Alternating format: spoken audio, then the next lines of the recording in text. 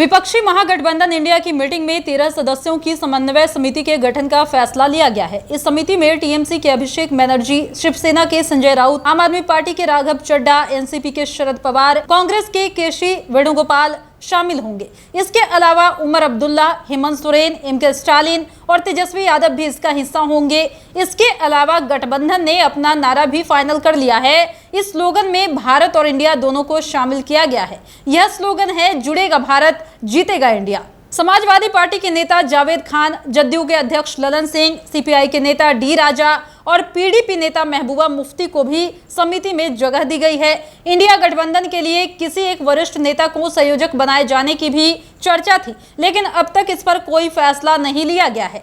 नीतीश कुमार और मल्लिकार्जुन खड़गे का नाम संयोजक के तौर पर चल रहा था। सूत्रों का कहना है कि गठबंधन के लिए संयोजक के पद पर शायद आज फैसला ना हो पाए। यही नहीं, संयोजक भी कोई एक ही हो सकता है और उसे लेकर खींचतान की स्थिति ना हो, इसके लिए इस पर कोई बात नहीं की जा रही है। फिलहाल गठबंधन के लोग अपना भी कुछ फाइनल नहीं कर सके हैं। गठबंधन के सूत्रों का कहना है कि कुछ और सुझाव मांगे गए हैं, जिसके आने पर ही लोगों पर फैसला लिया जाएगा। इसके अलावा सीट शेयरिंग को लेकर भी जल्द फैसला हो सकता है। हालांकि कहा जा रहा है कि कांग्रेस सीट शेयरिंग को लेकर जल्दबाजी में फैसला लेने से बचना चाहती है। उसे लगता है कि विधानसभा चुनावों के नतीजे के बाद ही इस पर फैसला लिया जाए। उसे लगता है कि यदि इलेक्शन के नतीजे उसके लिए बेहतर होते हैं तो वह मोल भाव के लिए मजबूत स्थिति में होगी। शरद पवार जैसे सीनियर नेता को 13 सदस्यों की समिति में शामिल किए जाने के सवाल उठ रहे हैं कि अब कोई संयोजक बनाया भी जाएगा या नहीं।